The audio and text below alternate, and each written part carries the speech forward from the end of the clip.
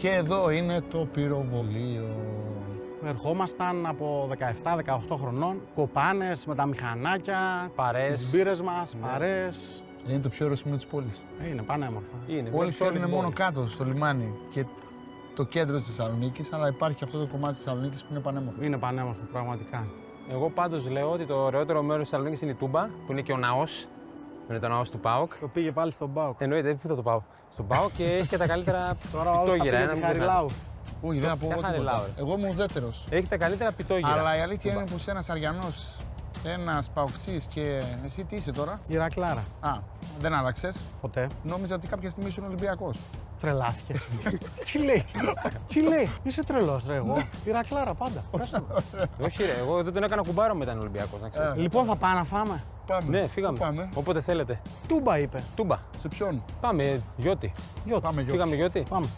Λοιπόν, όταν θες να φας καλό σάντουιτς, η κατάληξη είναι μία. Τούμπα.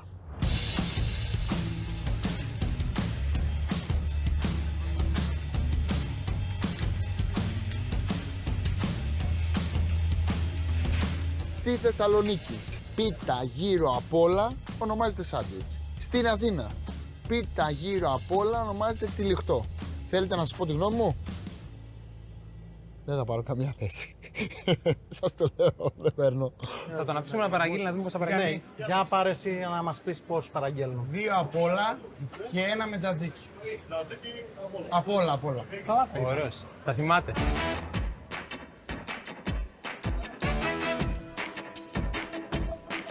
Η παραγγελία έτοιμη, παρακαλώ. Ο Γιώτης είναι από άλλον πλανήτη. Αυτό που μου αρέσει στο Γιώτη, ρε φίλε, είναι ότι μπορείς να κάνεις πρόταση γάμου με αυτό το πιτόγυρο. Κανονικά. Κοίτα, εδώ είναι μια ανθοδέσμη. Αυτό είναι σάντουιτς. Ανθοδέσμη. Δεν είναι σάντουιτς, είναι ανθοδέσμη. Είναι σαν μια μερίδα γύρω.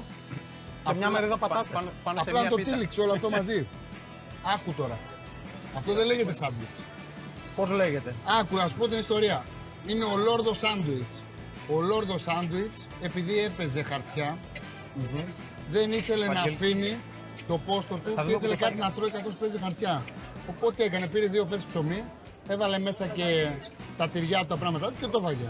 Και από τότε αυτό ονομάζεται σάντουιτς. Είναι μια κρύα Παρασκευή. Και κάτι γρήγορο φαντάζομαι. Είναι επειδή δεν είχαν γύρω τότε, γι' αυτό ρε. Δεν είχε γύρω αυτός, η αλήθεια είναι αυτή. Στην Αθήνα τι βάζουν άλλο. Το τατζίκι είναι by default. Εδώ βάζουν αληθές. Στη Θεσσαλονίκη. Ουγγαρέζα, μελιτζάνο, σαλάτα, τύρο, σαλάτα, παπρικά, τύρο, καυτερί, τζατζίκι, χτυπητή και όλα τα υπόλοιπα ονομάζονται αληφές. Αδερφέ, βάλε 2 σουβλάκια σε παρακαλώ. Όχι καλαμάκια, σουβλάκια. Άκρη δεν βγάλαμε. Εγώ πάντως τους άφησα γιατί στο κέντρο με περίμενε ο Χρήστος για λίγο ακόμα Θεσσαλονίκη by night.